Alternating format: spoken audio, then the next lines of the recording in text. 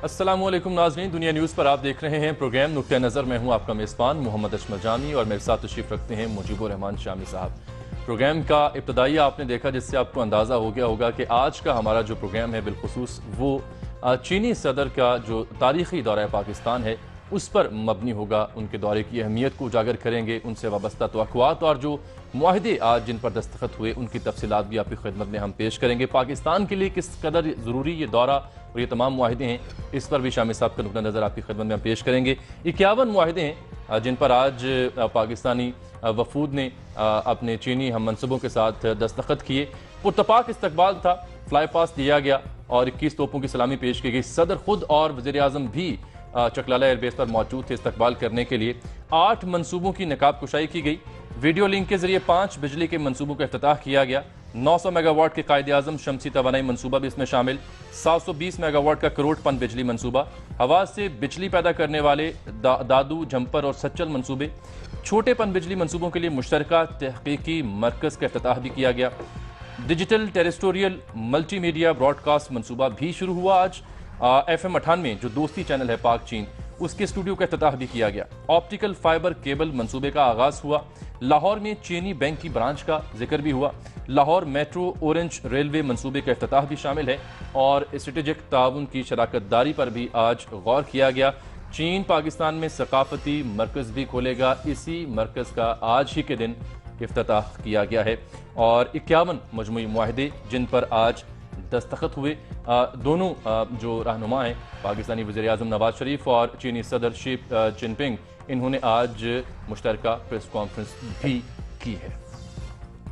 तो शामी साहब, ये तो थी वो डिटेल जो आज के दिन पाकिस्तान के हिस्से आई। लेकिन इससे पहले कि इस दौरे पर और जो मुआहदे हुए उन पर हम बात करें, कुछ दो बहुत ही अहम खबरें मैं आपकी इजाज़त चाहता हूँ, पहले वो हम निपटा लें। एक तो बांग्लादेश की साबिक वज़ीर आज़म खालिदा ज़िया हैं।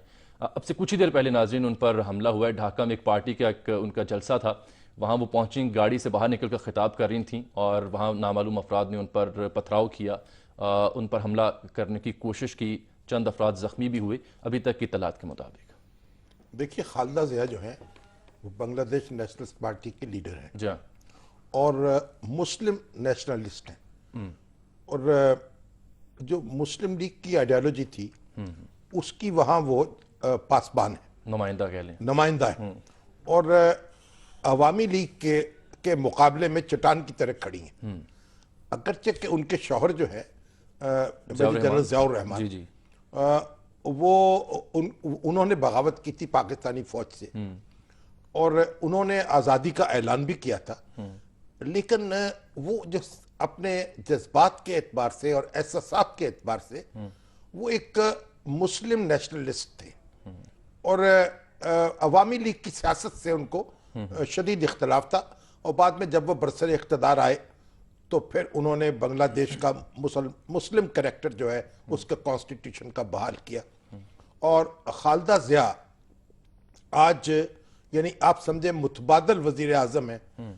आइंदा इंतखाबात अगर हों और मुनसफाना हों तो खालिदा ज़िया का रास्ता रोका नहीं जा सकेगा। लेकिन हसीना वाजिद ने जो नफरत की बुनियाद रख दी है अपनी सोसाइटी में और अपनी सियासत में, और जिस तरीके से यानी 1971 के वाक़यात को बुनियाद बनाकर अपने मुखालफिन के खिलाफ इंतकामी कार्रवाइयाँ शुरू की हैं। जमात इस्लामी के कई रहनुमा जो उनको फांसी पर लटकाया जा चुका है, सजा दी जा चुकी है, इनको खुद भी डिटेन किया गया, इन पर भी मुकदमे हैं, खालिदा ज़िया इन पर भी मुकदमे हैं, पार्टी पर भी। तो खालिदा ज़िया जो है अल्लाह का शुक्र है कि उनकी जान महफूज रही और उनको आँच नहीं आई। लेकिन ये जो कुछ हसीना वाजिद के दौर में वहाँ हो रहा है, इसके बांग्लादेश के मुस्तकबिल को भी तबाह कर रहा है और खुद हसीना वाजिद जो है वो अपना गड़ा खुद खोद रही हैं। इस खबर को सुन के खुद गिरेंगी। हमारे एक नाज़िर कह रहे थे कि क्या पता बांग्लादेश वाले इसका मुकदमा भी पाकिस्तानी क्रिकेट टीम पर दर्ज कर दें, तो कोई बात नहीं है। अच्छा सर, एक और खबर थी, उसके बाद फिर चीनी सदर के दौरे का बाकायदा हम उसको डिस्कशन का हिस्सा बनाएंगे। हम जिक्र करते रहे प्रोग्राम में, आपका नुक्ता नज़र भी यही था और कुछ असेसमेंट यही थी कि प्रॉबेबली जो यमन की सूरत हाल है और जो हमारे ताल्लुकात हैं सऊदी अरब के साथ, उसको देखते हुए शायद वज़ीर आज़म को खुद जाना पड़े सऊदी फरमारवा से मुलाकात के लिए। तो खबर की तस्दीक हो गई कि वो अब जा रहे हैं जुमेरात को वो जाएंगे वहाँ। ये बहुत अच्छा फैसला किया। इससे पहले शहबाज शरीफ साहब, सरताज अजीज साहब वहाँ हो आए। देखिए, वो जो हमारी पार्लियामेंट की करारदाद थी उसमें यमन के मसले के हवाले से गैर जानबदारी का लफ्ज इस्तेमाल कर दिया। जी हाँ, न्यूट्रल। अब उस गैर जानबदारी ने बड़ी सितम ढा दिए और वो सारे रेजोल्यूशन पर हावी हो गई। उसका तासुर यह मिला कि जैसे सऊदी अरब के मामले में पाकिस्तान गैर जानबदार हो गया। तो ये जो गलत फहमी पैदा हुई उसका मुदावा किया गया किसी हद तक। अब वज़ीर आज़म खुद जाएंगे। सऊदी अरब की जो हमारी दोस्ती है किसी भी कीमत पर हम उसको दाव पे नहीं लगा सकते। देखिए, ये वो कहा है ना किसी शायर ने कि रहमन प्यार का धागा मत तोड़ो झटकाए, टूटे तो फिर जुड़े ना और जुड़े तो गांठ पड़ जाए। वाह। ये जो बरसों की दोस्ती है, बल्कि सदियों की दोस्ती है, उसे एक गैर मोहतात लम्हों में बिगाड़ा नहीं जा सकता। जितनी कुर्बत ज्यादा होती है उतनी जिम्मेदारी ज्यादा होती है, उतनी तवक्कुआत ज्यादा होती हैं। और सऊदी अरब की जो तवक्कुआत है उसका हमें उनका लिहाज करना होगा और सऊदी अरब के साथ खड़े होना होगा। इसमें कोई दो राय हो नहीं सकती। जैसे चीन की हमारी दोस्ती है उसी तरह से सऊदी अरब के साथ हमारी दोस्ती है।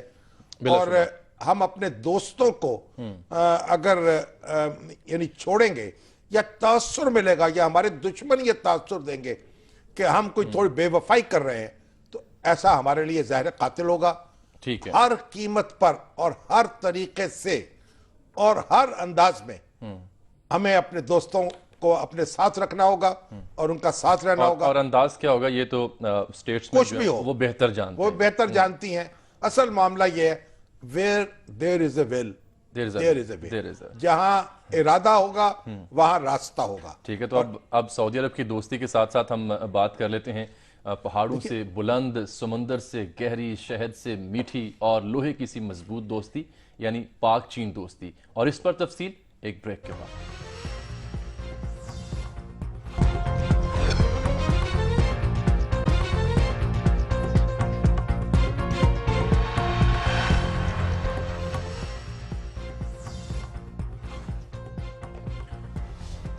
वेलकम बैक नाजरीन। तो शामी साहब, एक तो इस्तकबाल का चीनी सदर ने खुद दाद दी कि बहुत खुशी हुई जैसे इस्तकबाल मिला। देखिए, ये जो इस्तकबाल है ना, ये दिल से होता है। और अभी तो कुछ सिक्योरिटी के मसाइल हैं, कुछ दहशतगर्दी जो है वो लपेट में लिए हुए पूरी दुनिया को। लेकिन आप देखिए 1965 की जंग के बाद जब वजीर आजम चुअन लाई और मार्शल चेन यी जो वजीर खारजा थे जी, वो पाकिस्तान के दौरे पे आए तो लाहौर भी आए। मैं स्कूल में पढ़ता था उस जमाने, मैंने स्कूल में नहीं, कॉलेज में। अच्छा। तो इत्तेफाक से मैं उस वक्त लाहौर में था। तो जो इस्तकबाल के वो मनाजर मैंने देखे ना, माल रोड पर मैं खड़ा था। अच्छा। और खुली गाड़ी में वो सवार थे, हाथ हिला रहे थे और दीवाना वार ऐसा बड़ा इस्तकबाल किसी पाकिस्तानी लीडर का ऐसा नहीं हुआ होगा। यानी इसे फकीदुल मिसाल सही मानों में फकीदुल कहा मिसाल जाता सही मानों में।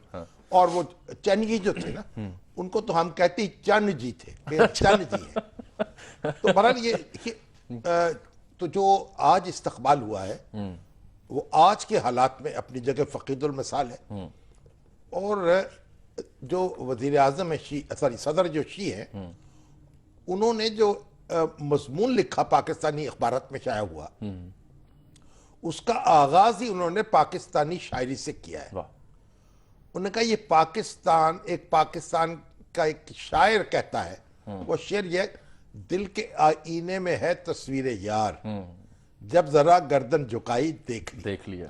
तो इस शेर से उन्होंने आगाज किया और कहा कि चीन जो है पाकिस्तानी शायर के करीब, पाकिस्तानियों के नजदीक, वो उनके दिल में रहता है और जब गर्दन झुकाते हैं उसे देख लेते हैं। आज उन्होंने दो तरफा ताल्लुकात के तसलसल पर भी बड़ी तफसील से बात की। और चीन और पाकिस्तान की दोस्ती का कमाल यह है कि इसमें एक तसलसल है। देखिए, एक जमाना ऐसा था कि गैर जानबदार मुल्क जो है उनकी बड़ी धूम थी और चीन भी गैर जानबदार मुल्कों में शुमार होता था। और इंडिया भी गैर जानबदार मुल्कों में था, और हिंदी चीनी भाई भाई के नारे लगते थे, और बंडूंग कॉन्फ्रेंस जो थी गैर जानबदार मुल्कों की एक तंजीम थी जिसकी बुनियाद रखी गई थी बंडूंग में। और अब भी जो सदर हैं वो जा रहे हैं, इंडोनेशिया जाएंगे पाकिस्तान के बाद, और उसी बंडूंग कॉन्फ्रेंस की मेरा ख्याल कोई जो यानी सालगिरह है 60वीं या 62वीं, उसमें शिरकत करेंगे। तो उस वक्त पंडित जवाहरलाल नेहरू बड़ी कुर्बत का दावा करते थे चीन के साथ, लेकिन बाद में फिर चीन से जो तसादुम हुआ और उसके नतीजे में फिर चीन को एहसास हुआ कि भारत के दांत खाने के और हैं, दिखाने के और हैं, तो पाकिस्तान उस तसादुम में बिल्कुल अलग थलग रहा। और अगरचे के भारतीय तवक्कुआत हमसे ये थी कि हम चीन के मुकाबले में उनके साथ खड़े हो जाए। अच्छा। और कुलदीप नैयर साहब जो सेक्रेटरी थे उनके वजीर आजम लाल बहादुर शास्त्री के उस वक्त, अब तो उनके कॉलम ही पढ़ते हैं, प्रेस सेक्रेटरी थे उनके, उन्होंने कहा कि अगर पाकिस्तान ने वो बड़ा सुनहरी मौका गवा दिया, अगर उस वक्त तो चीन के मुकाबले में भारत का साथ देता तो फिर मसला कश्मीर हल करना बड़ा आसान हो जाता। अच्छा। हाँ, ये उन्होंने, लेकिन पाकिस्तान ने ये अपने चीन के खिलाफ कोई इकदाम नहीं किया और अपनी दोस्ती की हिफाजत की, और अमेरिका को ये कहता रहा। अब अगर जो हमारे सदर कैनेडी हैं और अयूब खान, उनके दरमियान की कम्युनिकेशन देखे आज, तो पाकिस्तान वार्न कर रहा था कि आप जो इंडिया पर फरेफ्ता हो रहे हैं, ये एक बड़ा खसारे का सौदा कर रहे हैं। अपने इत्तेहादी को पाकिस्तान को एतमाद में लिए बगैर असला जो था उसके जखीरों के मुंह खोल दिए गए इंडिया के लिए, और इस तरह मुसल्लह किया गया इंडिया को चाइना के खिलाफ। तो बहरहाल यही बात फिर बाद में पाकिस्तान और अमेरिका के दरमियान रिश्ते जो थे वो कमजोर करने का बायस बनी। तो बहरहाल पाकिस्तान ने चीन ने पाकिस्तान का साथ दिया, पाकिस्तान ने चीन का साथ दिया। दुनिया में कोई कम्युनिकेशन नहीं थी, PIA वाहिद राब्ता था बैरूनी दुनिया से चीन का। अच्छा। दुनिया का कोई जहाज वहां नहीं जाता था, कोई वहां से नहीं आता था, PIA के लोग जाते थे और वहां से खबर लेके आते थे, वो ट्रेवलिंग वहां उसके जरिए करते थे। और फिर आपको मालूम होगा कि जो अमेरिका और चीन के दरमियान, हाँ जी, जो राब्ता हुआ वो भी पाकिस्तान के जरिए हुआ। ये भी मैंने पढ़ा, किसिंजर साहब को यहाँ इस्लामाबाद से गए थे। हेनरी किसिंजर जो है पाकिस्तान से गए, याह्या खान की उस वक्त हुकूमत थी, कहा वो 2 दिन आराम कर रहे हैं पाकिस्तान में, ना। तो पाकिस्तान जो है, यानी अमेरिका को जो दोस्ती खलती थी पाकिस्तान की चीन से, वही काम आई फिर राब्ते बढ़ाने में। तो चीन ने एक बड़ी शिद्दत के साथ, आपको याद है ये जब 1965 की जंग हो रही थी, उस वक्त चीन ने मुतालबा किया इंडिया से कि हमारी आपने भेड़ें जो हमारे बॉर्डर पर हमारे शहरियों की भेड़ें चुरा ली हैं कुछ, वो भेड़ें वापस की जाए। तो भारत में इतना खौफ था कि बेशुमार भेड़ों को लेके एक रिवर लेकर बॉर्डर पे पहुंच गए। वो जो चाइनीज सफारत खाने पहुंच गए। अच्छा। भारतीय जो थे, कहा जनाब अपनी भेड़ें ले लो, जितनी लेनी है ले लो, ताकि उनको खौफ पैदा हो गया कि चीन कहीं जंग में अमली तौर पर शरीक ना हो जाए। तो बहरहाल चीन और पाकिस्तान की दोस्ती अब रंग ला रही है, अब ये फल दे रही है। ये बीज हमने बरसों पहले बोया, इसकी हिफाजत की, इसकी आबियारी की, और आज ये एक तनावर दरख्त बन चुका है। और चीन के और पाकिस्तान के दरमियान जो मुआहदे हुए हैं इन्वेस्टमेंट के, बिजली पैदा करने के, इंफ्रास्ट्रक्चर के, ये गवादर पोर्ट को डेवलप करने के, शाहराह रेशम को कुशादा करने के, और फिर तजारती राहदारी बनाने के, और फिर गवादर के जरिए से पूरी दुनिया तक पहुंचने के, यानी आप भी शाहराह तामीर करने के और जमीनी शाहराह तामीर करने के। आप देखिए चीन गवादर से चीन का सफर कोई मैं 2,500 किलोमीटर के करीब बनता, काशगर से। हाँ जी, काशगर जी। और अगर समंदर के रास्ते जाएं तो ये कई हजार, या वो तो ऊपर से होकर आना पड़ेगा, कई हजार किलोमीटर बन जाता है। बिल्कुल, हफ्तों की जर्नी है। हाँ, तो ये जो है रास्ता सिमटेंगे और चीज डेवलप होंगे दोनों मुल्क, कम रास्ता और सस्ता रास्ता। अच्छा, और आप देखिए मैं एक बात बताऊं, 1965 की जंग के बाद हमारे सुल्तान मोहम्मद खान जो थे वो सफीर थे। चीन में पाकिस्तान के बड़े बहुत बड़े डिप्लोमेट थे पाकिस्तान के, अमेरिका में भी सफीर रहे, सेक्रेटरी खारजा रहे हमारे। अच्छा। वो सफीर थे जब 1965 की जंग के बाद एक पाकिस्तानी डेलीगेशन वहां गया, वो आला सती, जिसमें जर्नैल शामिल थे, अफसर शामिल थे, बड़े लोग, आला सती डेलीगेशन था। वो चाइना के गया दौरे पर, ताकि जो पाकिस्तान को जंग के दौरान जो नुकसानात उठाने पड़े हैं उनका कोई मुदावा हो सके, क्योंकि अमेरिका ने तो हमें हथियारों की सप्लाई बंद कर दी थी, स्पेयर पार्ट्स देने बंद कर दिए थे। तो वो डेलीगेशन गया तो उनका बड़ी लंबी फहरिस्त थी, तवील फहरिस्त थी, और उन्होंने कहा कि उसमें बहुत सी गैर जरूरी चीजें भी थी। ठीक। तो सुल्तान मोहम्मद खान ने, जो हमारे पाकिस्तानी वफद में शामिल थे, फौजी अफसरान और सिविल अफसरान और दूसरे लोग, उनसे पूछा ये आप इतनी तवील फहरिस्त जो है और इसमें तो बड़ी गैर जरूरी चीजें हैं, इनको आप क्यों ले आए हैं? उन्होंने कहा वो इसलिए ले आए हैं कि जब वजीर आजम चू एन लाई से हम मिलेंगे और वो कहेंगे यार इतनी कम लंबी फहरिस्त, कुछ कम करो, तो फिर हम ये काट देंगे जो गैर जरूरी। अच्छा। तो जब वजीर आजम चू एन लाई से मिलने चले गए उस फहरिस्त के हमरा, हाँ। तो उन्होंने कहा कि ये फहरिस्त हमें, ये आप हमें सामान दें। अच्छा। चू एन लाई ने वो फहरिस्त जो थी उससे पढ़ा तक नहीं, और एज इट इज उन्होंने कहा जो कुछ मौजूद है हम आपको फराहम करेंगे। वाह, तो इससे दोस्ती का अंदाजा लगाया जा सकता है किस कदर पुख्ता और मजबूत है। वो उनके जनाब तोते उड़ गए कि ये क्या हुआ। और उसके बाद उन्होंने पूछा वजीर आजम चू एन लाई ने, ठीक, कि ये आप इतना सामान लेके क्या करेंगे, टारगेट क्या है आपका? उन्होंने कहा जी हम ये चाहेंगे कि 2 हफ्ते जो है ना उनका स्टैमिना होना चाहिए, नहीं फौज में ये सलाहियत हो कि 2 हफ्ते तक इंडिया से लड़ाई लड़ सके। उन्होंने कहा 2 हफ्ते के बाद क्या होगा? उन्होंने कहा 2 हफ्ते के बाद फिर वो यूएनओ आ जाती है, सिक्योरिटी काउंसिल आ जाएगी, जंग बंदी, दीगर ममालिक इंटरवीन करेंगे। तो चू एन लाई ने कहा जो जंग जिसका मकसद ही 2 हफ्ते के लिए जंग करना हो, उस जंग को लड़ने का फायदा क्या है? वो जंग लड़ी क्यों जाए? बिल्कुल ठीक है। और उनके पास इसका कोई जवाब नहीं था। सही। और एक बात और कही चू एन लाई ने ऐसी, जो तारीख में याद रखने के काबिल है। ब्रेक के बाद कर लेंगे, ब्रेक के बाद कर लेते हैं। वो बात क्या थी जो उन्होंने कही, जो शामी साहब कहते हैं तारीख में याद रखने के काबिल है, वो और मजीद बहुत कुछ एक ब्रेक के बाद।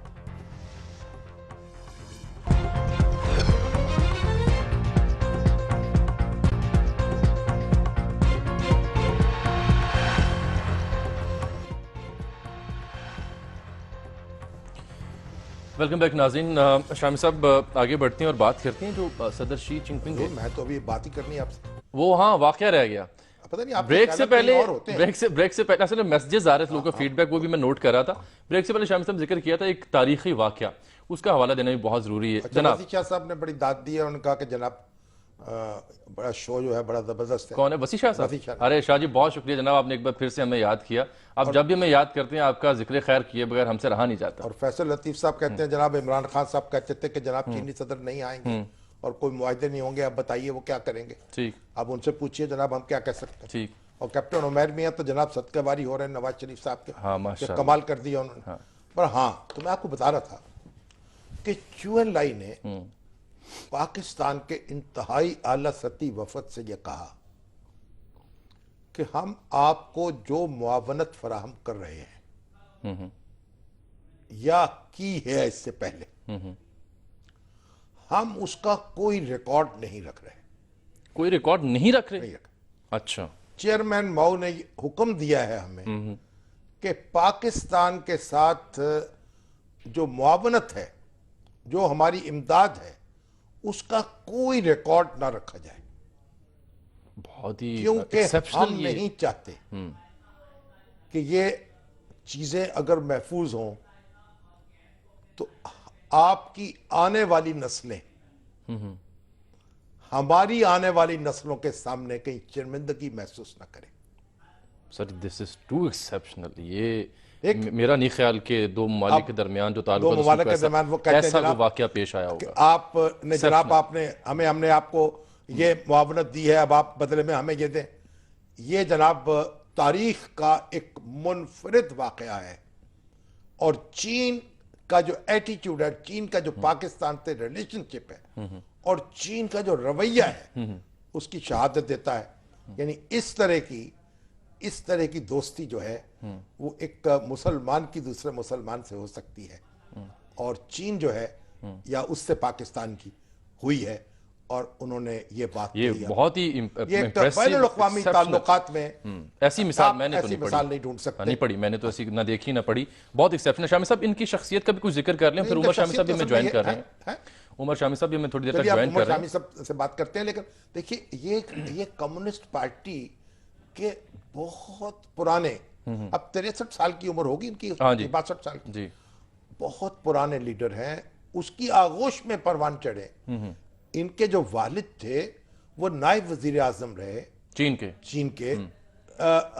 नायब सदर रहे कांग्रेस के, पीपल्स ठीक, कांग्रेस पीपल्स के। कांग्रेस के। और ये जो इनकलाब था, कम्युनिस्ट इनकलाब, उसके बानियों में थे। अच्छा। लेकिन फिर चेयरमैन माओ से उनके इख्तलाफात पैदा हुए और उनको फिर सारे ओहदों से महरूम किया गया। और उनको ये जो कम्युनिस्ट चाइना में जब किसी के खिलाफ कार्रवाई होती थी, लीडर के खिलाफ, तो फिर उसको इनकलाबी बनाने के लिए वो भेज दिया जाता था किसी फार्म में, वहां जाके काम करो, खेतों में काम करो या मजदूरी करो, ताकि तुम्हें पता चले कि इनकलाब क्या होता है और यानी अवामियत क्या होती है, तो यानी प्रोलेतारियत क्या होती है। तो ये 10 साल के थे कि इनके जो वालिद हैं उन पर अताब नाज़िल हुआ। और फिर इनकी उस वक्त तो तालीम जो थी, कल्चरल रेवोल्यूशन के दौरान स्कूल बंद कर दिए गए थे, तालीम खत्म कर दी गई। Exactly, तो ये उस दौर से ये भी गुजरे, लेकिन फिर बहरहाल पार्टी में ये उभरे और डेंग सियाओपिंग का दौर आया फिर, और इंतहाई निचली सतह से ये ऊपर की सतह तक पहुंचे हैं और लोकल बॉडीज में मेयर रहे, डिप्टी मेयर रहे, गवर्नर रहे, तमाम तर लेयर्स इन्होंने देखी हैं और फिर यहाँ तक पहुंचे। ये 2008 के जो ओलंपिक्स हैं उसके ये इंचार्ज थे। जी। उसमें इन्होंने फिर अपनी इंतजामी सलाहियतों को लोहा बनवाया। तो अब तो इनका यानी बहुत बड़ा नारा जो है करप्शन के खिलाफ शदीद इनकी जंग है जो जारी है, मगर उसकी तफसील बाद में बयान करेंगे। मेरे ख्याल वो उमर शामी साहब ने ज्वाइन कर लिया हमें। अस्सलाम वालेकुम उमर साहब। अस्सलाम जी, कैसे मिजाज हैं हुजूर?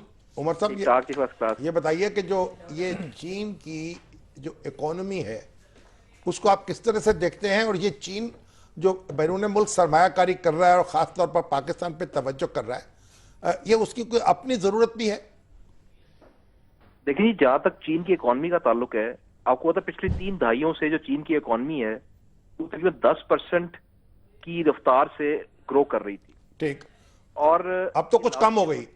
अब पिछले 1-2 साल से उसकी रफ्तार कम हो गई। इस साल तकरीबन 7% जो है उसकी ग्रोथ एक्सपेक्टेड है। ठीक। तो एक तो बात लाजमी अमर है कि जब इकोनॉमी जो है 30 साल से 32 साल से इकोनॉमी खास पे से ग्रो कर रही है, कोई चीज भी उसी रफ्तार से मुसलसल ग्रो नहीं कर सकती। ठीक। और अब चीन में ऐसा हुआ ये बेसिकली कि चीन के अंदर देखिए, चीन ने जो इकोनॉमी थी उनकी वो बेस कर रही थी ज्यादातर एक्सपोर्ट्स के ऊपर। ठीक। यानी उन्होंने अपनी मैन्युफैक्चरिंग जो है कैपेसिटी अपने मुल्क में बहुत इन्वेस्टमेंट की और उसकी बेस पे एक एक्सपोर्ट कैपेसिटी वहां बिल्ड हुई, जिससे उन्होंने एक्सपोर्ट की और बेतहाशा फॉरेन एक्सचेंज उन्होंने कमाया। इस वक्त चीन के जो फॉरेन एक्सचेंज के रिजर्व्स हैं वो तकरीबन $3.5 ट्रिलियन के हैं। ठीक।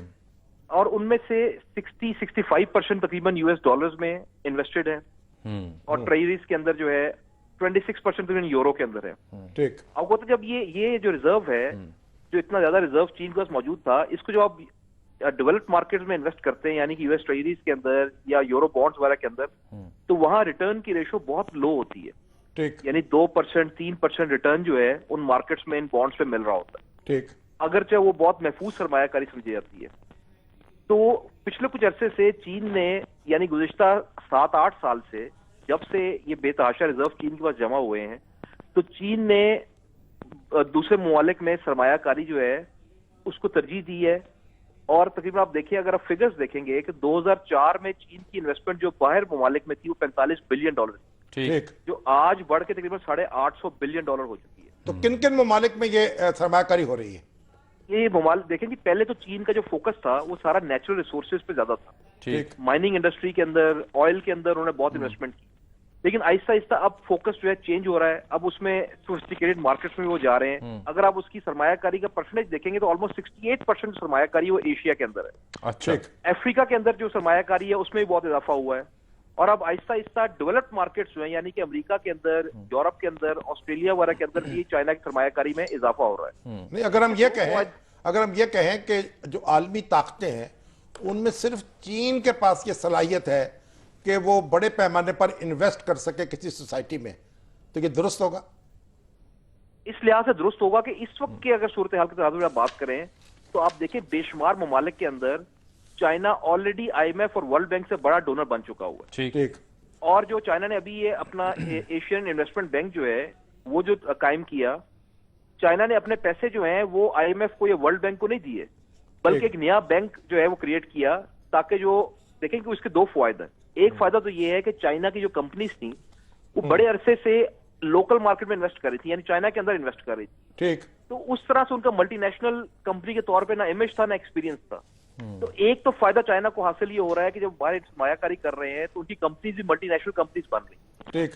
दूसरा फायदा उनको ये हो रहा है कि रिटर्न जो है वो निस्बतन बेहतर जो है आने की तवक्को है इन मंसूबों से। और तीसरा फायदा फिर उसका एक पॉलिटिकल क्लाउड भी है। जब कहीं इन्वेस्टमेंट करते हैं, पाकिस्तान में, बांग्लादेश में ऑलरेडी चाइना जो है वो आईएमएफ वर्ल्ड बैंक से बड़ा डोनर इन्वेस्टर है। ठीक। तो जो एक पॉलिटिकल क्लाउड भी आपका इससे आप हासिल करते हैं। इसी से जुड़ा एक उमर साहब आपसे सवाल मैं करना चाह रहा था कि 45 अरब डॉलर की इस उनके बजट में इन्वेस्टमेंट होने जा रही है, तो उससे जो हमारा इन्हिसार है आईएमएफ या वर्ल्ड बैंक पे कई साल में होगी ना। हाँ, लेकिन इन्हिसार तो कम होगा। वो किस हद तक कम हो सकता है उमर साहब? देखिए, दोनों कर्जों की नौयत तो मुख्तलिफ है, क्योंकि आईएमएफ का कर्जा जो है वो अपने बैलेंस ऑफ पेमेंट को सहारा देने के लिए आपने आईएमएफ को कर्जा लिया। ठीक। जो चाइना का कर्जा है वो मंसूबों में इन्वेस्टमेंट है, जिसके रिजल्ट्स जो हैं वो लॉन्ग टर्म पे सामने आएंगे, यानी कि मीडियम टर्म या लॉन्ग टर्म के अंदर। लेकिन अल्टीमेटली आप देखें, जैसे ही आपकी इकोनॉमी का पहिया चलेगा, जब सरमायाकारी आपके यहाँ होगी, आपकी इकोनॉमी बेहतर होगी और आपकी एक्सपोर्ट्स बढ़ेंगी, आपकी आमदनी बढ़ेगी, तो अल्टीमेटली आप उन आईएमएफ से, वर्ल्ड बैंक से भी आप जो है छुटकारा हासिल कर सकते हैं। लेकिन इस वक्त फिलहाल जो ये मंसूबे हैं इनके मकासद डिफरेंट हैं, क्योंकि ये इंफ्रास्ट्रक्चर के अंदर इन्वेस्टमेंट हो रही है, मंसूबों में हो रही है। आईएमएफ को कर्जा आपने लिया था अपने बैलेंस ऑफ पेमेंट को सहारा देने के लिए। मतलब यह हुआ कि यानी इसमें पाकिस्तान जो है वो डेवलप करेगा और चीन जो है उसको इन्वेस्टमेंट के लिए एक यानी अच्छी सरजमीन मुयस्सर आ सकती है। देखिए, जो सिल्क रोड है जिसकी बात आपने भी की बात, और बहुत बात हो रही है, जो इकोनॉमिक कॉरिडोर है, ये इसका रिवाइवल भी एक बहुत बड़ा ख्वाब है चाइनीज जो है लीडरशिप का। और आप देखिए, सिल्क रोड फंड के नाम से एक डेवलपमेंट फंड भी बनाया हुआ है, जिसमें इस रोड को इस पूरे कॉरिडोर को रिवाइव करने की कोशिश कर रहे हैं। तो चाइना का अपना इकोनॉमिक इंटरेस्ट भी इसके अंदर है, क्योंकि ये पूरा एरिया जो है वो उससे इंटीग्रेट होगा, उसका ये बैकयार्ड है चाइना का, ठीक है। और पाकिस्तान का इंटरेस्ट भी है कि जारी पता जब ये इलाका डेवलप होगा तो उसमें पाकिस्तान में भी इकोनॉमिक रिवाइवल एक उससे होगा। ये बताइए कि ये जो प्रेसिडेंट शी है, इनके जो इक़दाम हैं करप्शन के खिलाफ, वो तो बड़े वसी पैमाने पर उन्होंने कार्रवाई की है, उसके क्या असरात आप देखते हैं वहां? ये आपकी बात बिल्कुल दुरुस्त है। जब से प्रेसिडेंट जी जो हैं ये आए हैं, ये पिछले 2 साल में खास तौर पे जो है करप्शन के खिलाफ बहुत शदीद मुहिम जो है चाइना में चलाई जा रही है। चाइना का एक कमीशन है जिसको कहते हैं central commission for discipline inspection, जो ये डायरेक्टली पोलिट ब्यूरो के साथ काम करता है।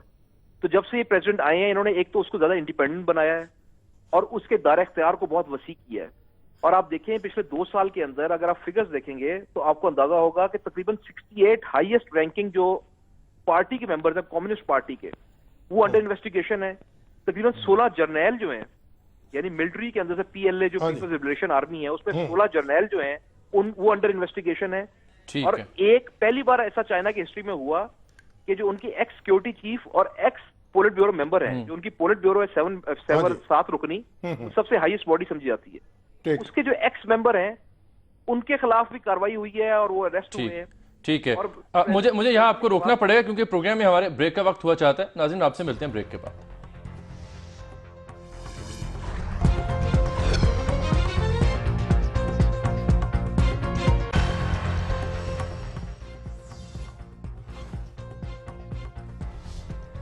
वेलकम बैक नाज़रीन। आपकी कॉल से पहले शामी साहब से एक सवाल भी है। शामी साहब, ये आज हमें वहाँ पर सिर्फ वज़ीर आला पंजाब नज़र आए या कैबिनेट कुछ लोग नज़र आए, बाकी तीनों वज़ीर आला क्यों नज़र नहीं आए वहाँ पर?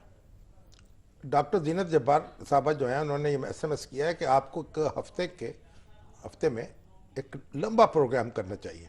अच्छा, तो डॉक्टर साहबा ये बड़ी मेहरबानी है कि आप किसी को पजीराई बख्श रही हैं। बहरहाल बहुत शुक्रिया। देखिए, होना तो ये चाहिए था, सारे वज़राए आला को इनवाइट करना चाहिए था सिंबल एक होती चारों और वज़राए आला की। तीनों वज़राए आला वहाँ मौजूद होते और चीनी सदर से मिलते। और उन्होंने कहा भी है, देखिए चीनी सदर ने जो अपनी गुफ्तगू की है और जो आर्टिकल लिखा उसमें भी कहा कि देखिए इस्तेहकाम, सियासी इस्तेहकाम और फिर इत्तफाक राय, ये ज़रूरी बात है तरक्की के लिए। बिल्कुल ठीक। तो ये अगरचे ये शहबाज शरीफ साहब हैं, उन्होंने बहुत काम किया है, यानी बड़े मंसूबे जो हैं उन्होंने तजवीज़ किए हैं, उन पे काम किया है और वो चाइनीज़ कंपनियों के साथ नेगोशिएट किया है। दूसरे किसी सूबे में इस तरह की अरख रेजी नहीं की गई।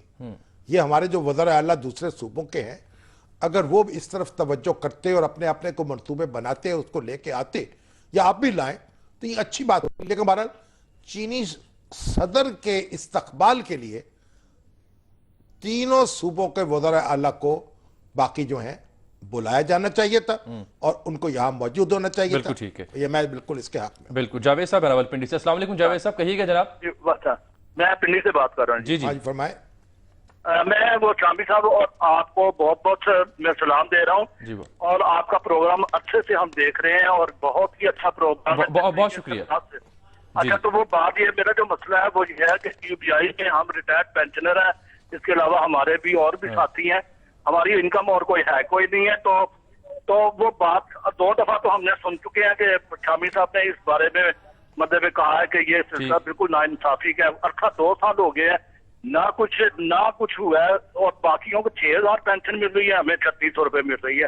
तो ये प्लीज अब शामी हम तो जी हम आपके साथ हैं, बहुत शुक्रिया। बार बार ये मुतालबा कर रहे हैं सूबाई हुकूमतों से, वफाकी हुकूमत से कि ये ओल्ड एज बेनिफिट के जो पेंशनर्स हैं इनकी तरफ तवज्जो दे और ये सीनियर सिटीजन्स हैं उनका ख्याल रखे। वैसे से तो इसलिए हम तो इनके मुताबिक बिल्कुल ठीक, बिल्कुल ठीक। तारिक साहब मैं पेशावर से, अस्सलाम वालेकुम तारिक साहब, मुख्तसर कहिएगा जनाब क्या मुद्दा है? वालेकुम सलाम जी, शामी साहब को भी सलाम हो मेरा जी। वालेकुम अस्सलाम।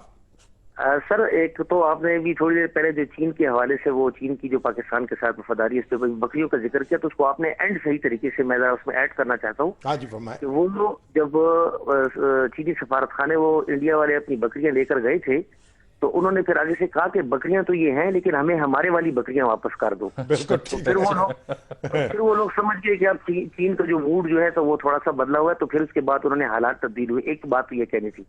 दूसरा, शामी साहब का मैं बहुत बड़ा फैन हूँ, सिर्फ इनसे ये पूछता हूँ कि इतने जबरदस्त जो मंसूबे ये लोग लेकर आए हैं 46 अरब डॉलर के, तो इनकी शफाफियत के बारे में क्या कहीं कोई शकूक व शुबात तो नहीं उठेंगे जी? सिर्फ इसके बारे में बहुत शुक्र शुबात तो हमारे उठाना हमारी सरिश्त में शामिल है, लेकिन हमें नजर रखनी चाहिए। ठीक। और लेकिन ऐसी नजर नहीं रखनी चाहिए कि नजर लगा दें उन मंसूबों को। ठीक है जनाब। शफाफियत का मतलब ये नहीं है कि अपने तारिक साहब दोस्तों को भगा दिया जाए। ठीक है तारिक साहब, बहुत बहुत शुक्रिया जनाब आपकी कॉल का, और नाज़रीन आपको भी बहुत शुक्रिया, आपने आज का प्रोग्राम देखा। प्रोग्राम का वक्त यहाँ खत्म हुआ चाहता है।